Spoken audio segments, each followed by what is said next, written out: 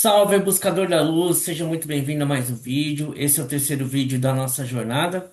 É uma série especial aí que a gente fala sobre as ordens iniciáticas, os guardiões aí da magia, do fogo secreto.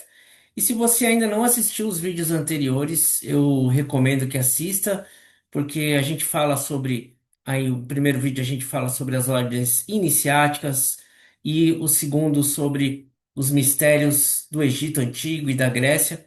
E hoje a gente vai dar continuidade, vai falar um pouco aí sobre as ordens medievais, que são mais conhecidas, as ordens renascentistas, e uma época que o conhecimento, na verdade, era perseguido e teve que ser ocultado. E por isso, ao mesmo tempo, ele era protegido. E aquele que ousava despertar ou falar algo realmente sofria punições severas, né? E antes de mais nada, aproveita aqui para curtir esse vídeo, compartilha com aquele que busca o despertar e se inscreva no canal, tá? Então, seu apoio aí ajuda a nossa divulgação, a chama a continuar acesa. E é claro, né? Deixa aí nos comentários qual que é a sua ordem preferida, qual que você sente mais afinidade. Então, a gente vai começar aqui por uma ordem bem conhecida, que é a Ordem Rosa Cruz. Ela veio aí conhecida a partir do século XVII, em meio a uma Europa que foi marcada por guerras, e essas guerras religiosas, tensões políticas, e aí surgiu algo inesperado, né? Na verdade, um manifesto que surgiu como algo anônimo e começava a circular aí em meios aos estudiosos e místicos iniciados da época. Então, era o renascimento, na verdade, renascimento simbólico da Ordem Rosa Cruz. E essa ordem, ela, uma ordem secreta também, e ainda é, né, uma ordem secreta, porém é um movimento mais espiritual filosófico, né, voltado mais à transformação profunda do ser humano.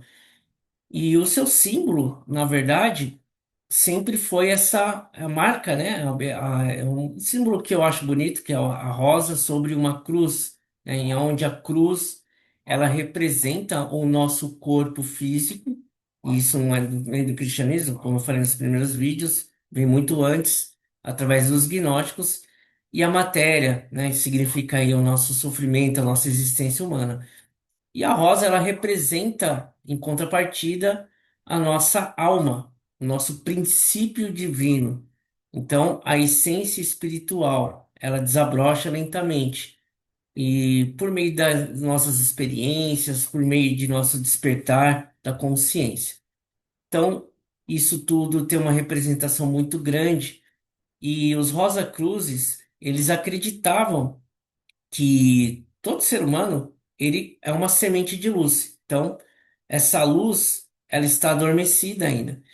Então, veja que tem um princípio bem parecido com a gnose, né? Que ela também tem essa premissa de que todo ser humano ele ali ele tem esse despertar da consciência para que alcance a luz do espírito, é uma alquimia, né? Então nós temos aí nossos condicionamentos, a nossa vida mundana, como eu disse lá no primeiro vídeo. Mundana não significa que seja, é uma vida ordinária, né? É uma vida que nós estamos inseridos na realidade, mas ainda não encontramos o conhecimento completo. E a partir do momento que nós adquirimos conhecimento, nós vamos desenvolvendo o nosso espírito, tá? Então, esse caminho aí que era chamado de alquimia interior. Vejam que todas as ordens têm ali realmente um significado bem parecido, tá? E não a transformação, né, como eu disse, da alquimia do primeiro vídeo, a alquimia que visava transformar o chumbo em ouro, mas sim ali a personalidade em ouro espiritual, tá? Então aí a gente vê entre os séculos 17 e 18, mais ou menos, surgiram três textos enigmáticos que mudaram realmente aí mudaram o meio ocultista da Europa, né? Que a Fama Fraternitatis, que é um texto bem conhecido, a Confessio Fraternitatis também, e as bodas químicas de Christian Rosenkreuz, né? Que aí vem até o nome Rosa Cruz, né?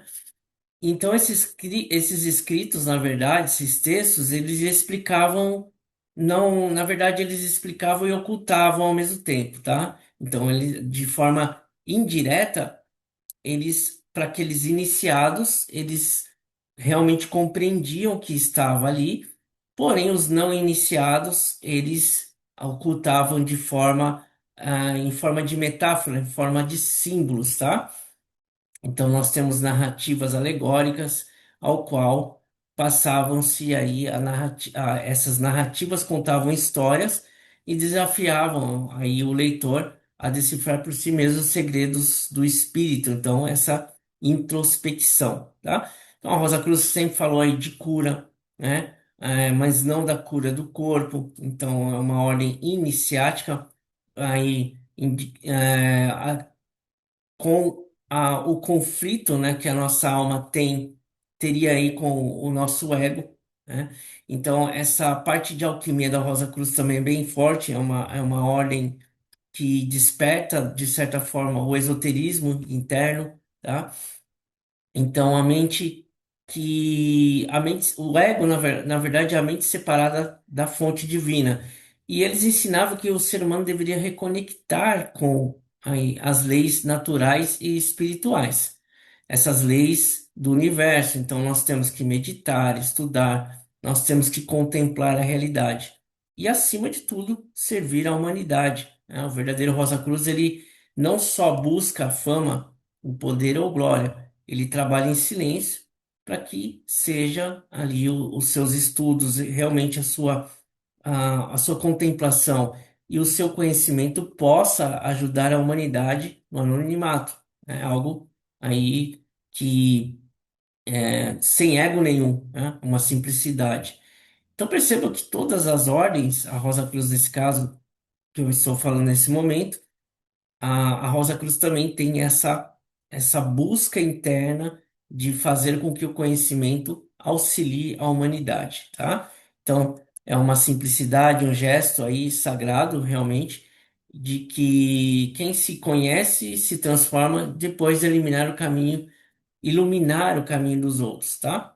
Então, a influência Rosa Cruz, na verdade, ela atravessou séculos, inspirou aí os alquimistas, inspirou poetas, cientistas e iniciados, tá? Ecoou aí nas obras de Goethe, Newton, né? Francis Bacon, e em ordens que vieram depois, como a Golden Dawn, eu vou falar sobre essa ordem também mais para frente, e até a psicologia moderna, né? Psicologia transpessoal, tá?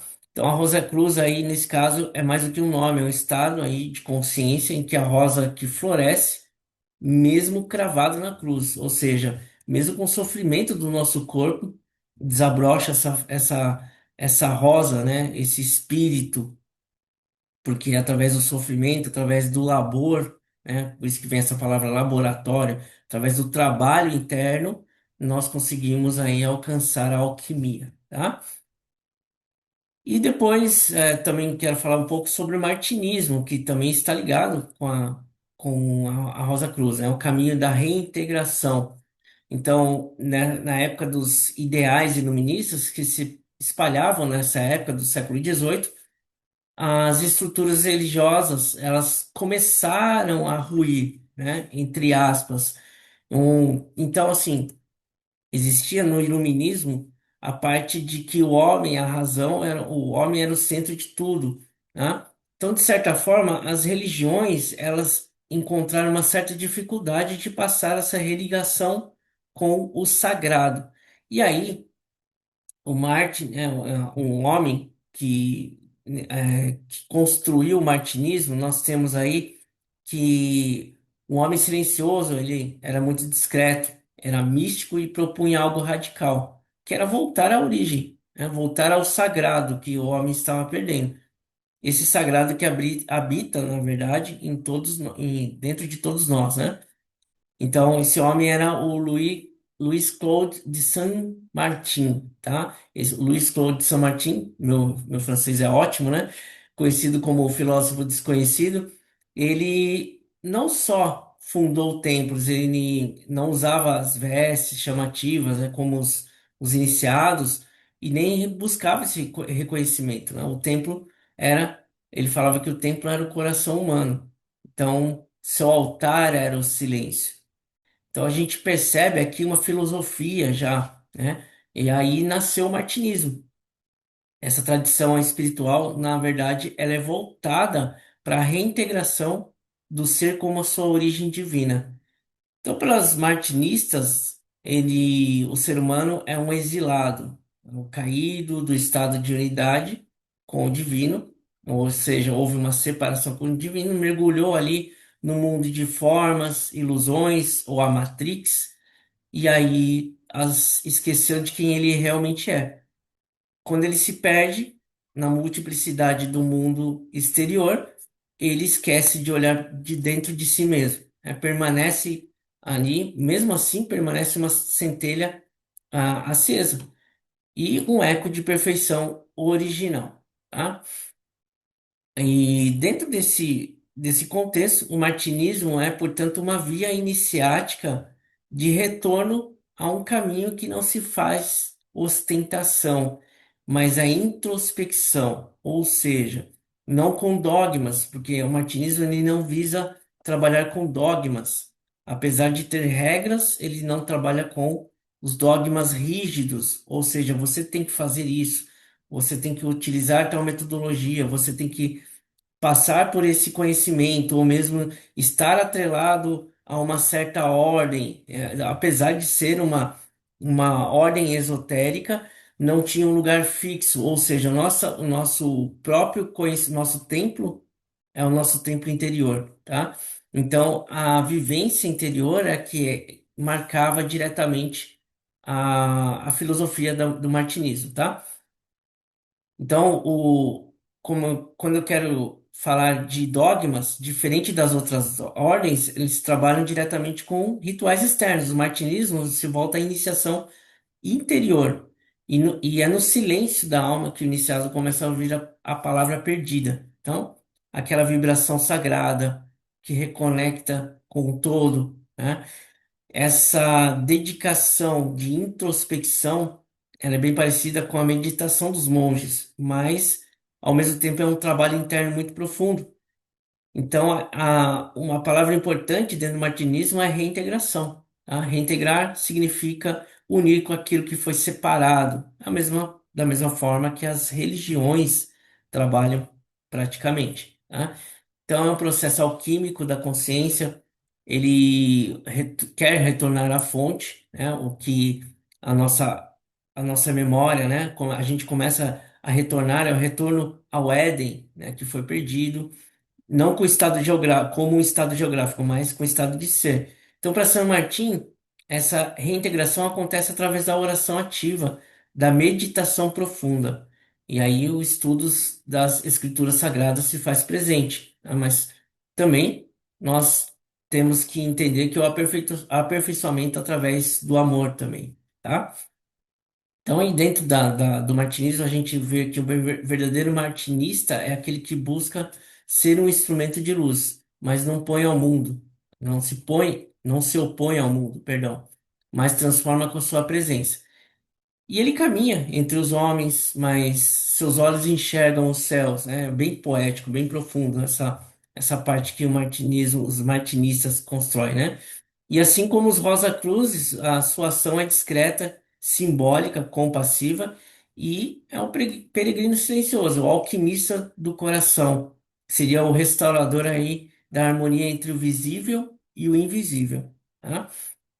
Então, o martinismo, ele influenciou profundamente as ordens esotéricas do século XIX. Nós conhecemos várias, ele preparou, na verdade, esse terreno para várias outras ordens que nós conhecemos hoje, e essa busca espiritual moderna. Aí a gente traz de volta a ideia de que a verdadeira iniciação é interior. E o retorno à luz não se faz com fórmulas, mas com a humildade e verdade, tá? Então, dentro dessas ordens, a que buscou também aí passar para a humanidade essa transformação é a maçonaria, né? A próxima ordem que eu quero falar é o Templo do Espírito, tá? Então aí, após séculos de tradições iniciáticas veladas como uma ordem essa ordem se consolidava na Europa do século XVIII, né? Os maçons que a gente tem como principal função foram inspiradas nas guildas de construtores, né? Ou seja, quando a gente fala de guildas de construtores, eles eram os pedreiros medievais. Então, essa fraternidade ela não se propunha em erguer catedrais de pedra, mas sim construir o templo invisível do ser humano, né? É claro que a gente vê obras físicas dentro da maçonaria, mas existe a maçonaria operativa e a maçonaria aí contemplativa, que é aí onde a gente usa todas as ferramentas para moldar a nossa personalidade, o nosso espírito, tá? Uma pedra bruta, nós somos uma pedra bruta pronta para ser lapidada.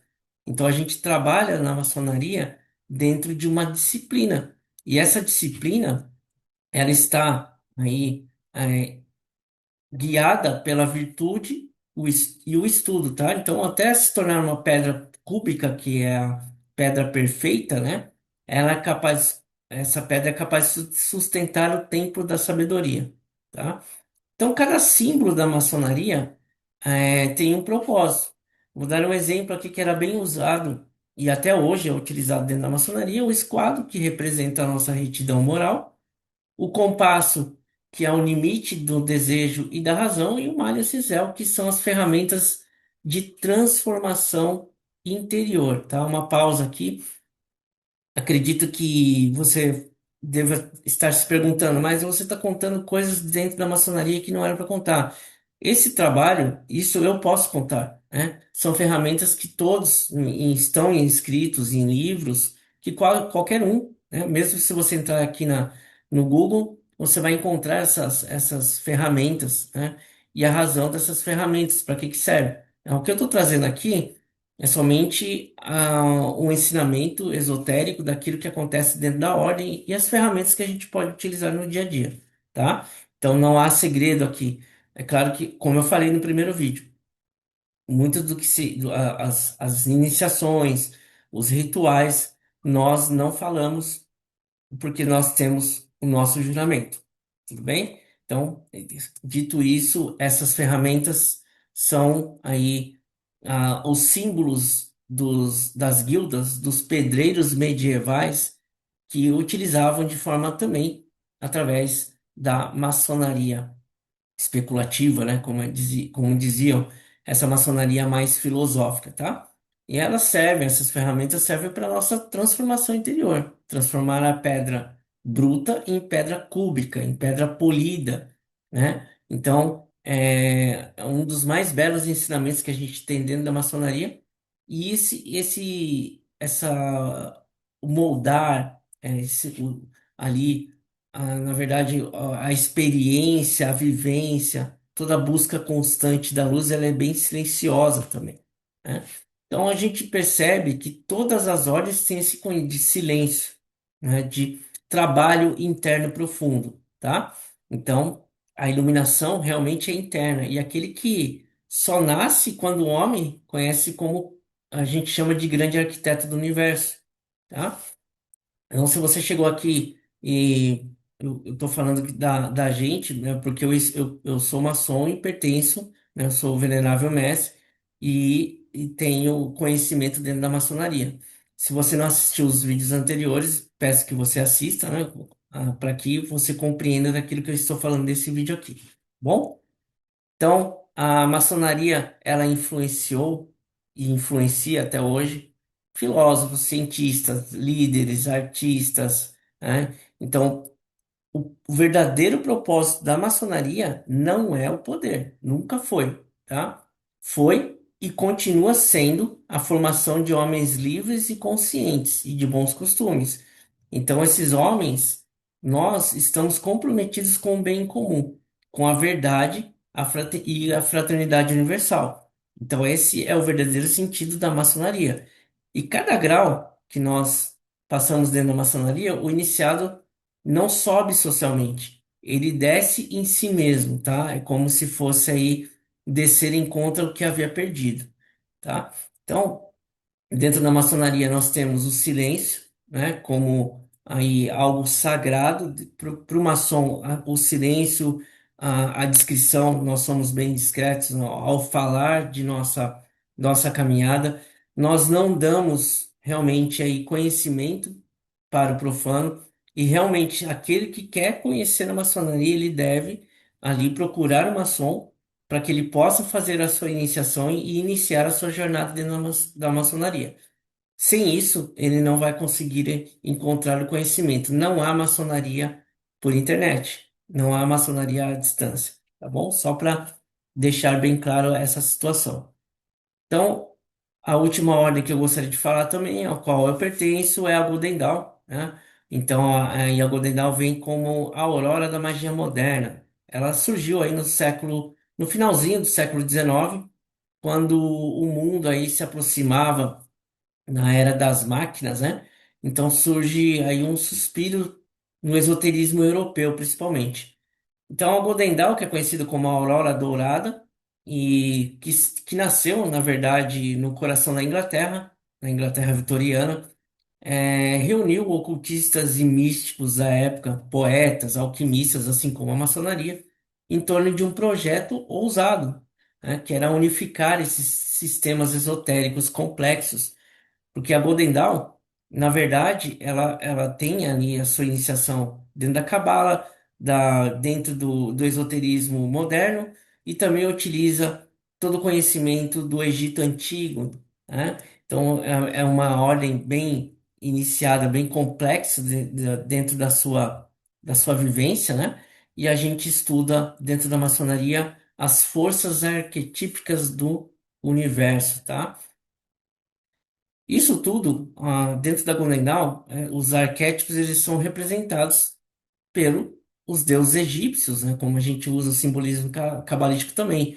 Nós temos a astrologia hermética, a magia cerimonial como princípio de tudo, quando a gente utiliza toda a cerimônia para atingir objetivos de alcançar a iluminação dentro da alquimia espiritual. Ah, dentro de todo esse sistema complexo, ainda surgiu os mistérios dos egípcios e dos gregos. Por isso que tem muita coisa dentro da Golden Dawn, onde nós vemos ali palavras em grego, em latim, ao mesmo tempo falando em egípcio também, várias práticas esotéricas dentro da Golden Dawn. Utiliza-se ali dentro de toda a ritualística todas essas palavras, né? Gestos, combinações de sigilos e assim por diante, aonde nós estruturamos um sistema iniciático profundo. E aí, esse conhecimento ele é muito rigoroso, tá? Cada grau aí, na verdade, é um mergulho em mundos interiores. Cada ritual que a gente faz é uma viagem simbólica pelas esferas da árvore da vida. Totalizando aí, nós começamos lá em Malkuth e vamos subindo cada esfera, tá? Então, a Golden Dawn não era apenas uma ordem de estudos somente, né? É um verdadeiro laboratório da alma. Para quem ingressa na Golden Dawn vai saber a complexidade daquilo que eu estou falando, tá? E lá se ensinava e se ensina ainda, porque na época da Inglaterra vitoriana, nós temos aí como a parte de instituição da ordem, tá? Hoje em dia não é mais assim. Ela não tem um local fixo, mas o conhecimento ainda é passado, tá? Então, se você quiser se iniciar, procure a Golden Dawn Brasil. Lá também tem as instruções para o iniciado, tá bom? Tá ok? Então, lá, dentro dessa meditação, dessa construção do corpo de luz, o mago moderno, eles o viam como conhecia o seu lugar entre os mundos, tá? Então, o mago, na verdade, ele trabalha em cima de leis ocultas. E a Golden Dawn renasce aí, ou nasce de figuras célebres, né? Como o John Fortuné, né? Como muitos têm livros, principalmente da editora Pensamento aqui, né? Que existem muitos livros grimórios antigos e que dificilmente a gente encontra, né, em livrarias. Acredito que em sebo você consiga encontrar, tá? E é o Aleister Crowley, né? Esse não poderia deixar de fora. Então, seu legado aí da Aleister Crowley, do Aleister Crowley, ele vem do Astro Argento, né? E também de outras escolas que ele fundou após sair da Golden Dawn. Em um outro vídeo eu vou falar sobre isso, mas ele aí fundou realmente as iniciações mágicas, né, de ocultismo para a cultura popular. Então ele trouxe para o Ocidente a ideia de que a magia não é a superstição, é uma ciência sagrada da alma. Ele utilizava uma linguagem simbólica, perdão, capaz de transformar quem a vive com responsabilidade e verdade, tá? Então, a Golden Dawn realmente é uma das, assim, que surgiram no do século XIX para o século XX. É uma ordem que inspirou várias outras ordens, inclusive a Ordem da Fênix, né? Eu bebo muito da água da fonte ali da Golden Dawn. Claro que eu utilizo toda a minha caminhada iniciática, mas principalmente a Golden Dawn ela tem um fundamento principal em relação à magia cerimonial, ao qual o próprio iniciado pode fazer isso sozinho. Ele recebe a iniciação e pode integrar esse conhecimento no seu dia a dia, fazendo ali o seu templo, se ele quiser, tá? O templo iniciático dentro de um espaço pequeno. Então, isso tudo é ensinado dentro da Golden Dawn. Antigamente, como eu falei, tinham as lojas, porém foram fechadas e hoje a Golden Dawn ela é mais restrita no ensinamento, onde o iniciado pode praticar sozinho as suas ritualísticas, tá ok? Então, se você chegou até aqui, está trilhando esse caminho conosco, o caminho do conhecimento profundo. Esse foi o terceiro vídeo, não, o terceiro episódio, na verdade, da nossa série sobre as ordens iniciáticas e suas influências na Ordem da Fênix, que é um conhecimento que eu tive acesso dentro de todas as ordens que eu participei e eu trago para vocês, tá? Então, se esse conteúdo faz sentido para você, curta, compartilha, se inscreva no canal para não perder os próximos vídeos, tá ok? E deixa nos comentários, tá? Qual dessas ordens mais ressoou com você? E aí a gente se vê no próximo episódio, onde vamos falar da influência contemporânea dessas ordens, né? E como a Ordem da Fênix nasce com uma síntese, na verdade, ela nasce com uma síntese viva desses ensinamentos ancestrais. Tudo bem? Então, caro buscador da luz, nos vemos em breve. Até lá.